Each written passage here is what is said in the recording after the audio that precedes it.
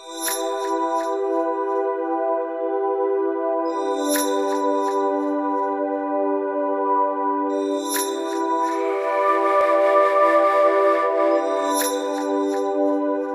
Millennium Development Goals were signed in the year 2000 with an aim of ensuring that we reduce poverty across the world. At that time, the world leaders felt that poverty was not a situation that could continue, and therefore they set up this idea, which is a global compact of leaders coming together to say that they must make a difference. 10 years since the goals were signed, the progress has been mixed. In some countries, we have a situation where there's been a big reduction in the number of people dying from poverty. At the same time, there's been a lot of achievement with respect to goals number 2 and 5, which is the goal on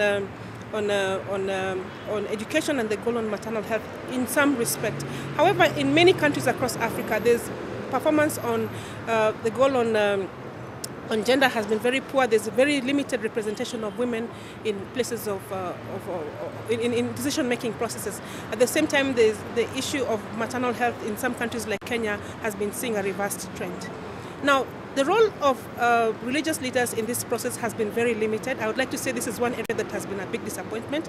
Many religious leaders do not see the connection between what they do as priests and the lives that ordinary people live.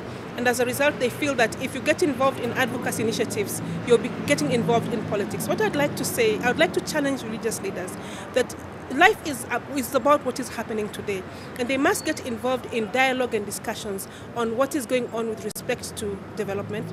Poor people need to have an improvement in their lives. We need to see a change happening in each country, and the religious leaders have a responsibility to play a role in helping people to become conscientized about what their rights are as citizens and what they can do to ensure that their rights are fulfilled.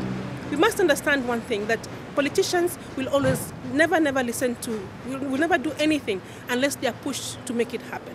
So religious leaders have a fantastic constituency and a fantastic platform through which they can push politicians to move towards a change.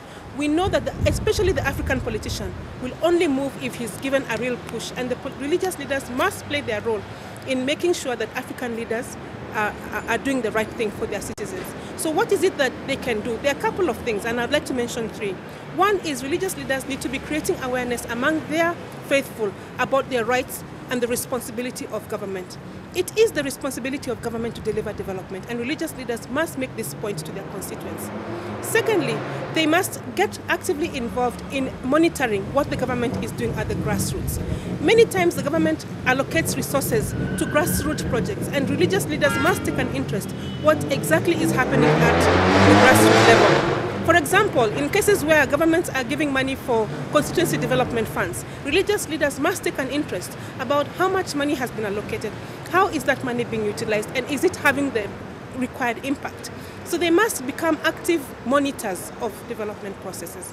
The third thing has to do with advocacy. Religious leaders must begin to realize they have a very important constituency, and they must begin advocating on behalf of this constituency for a change to happen.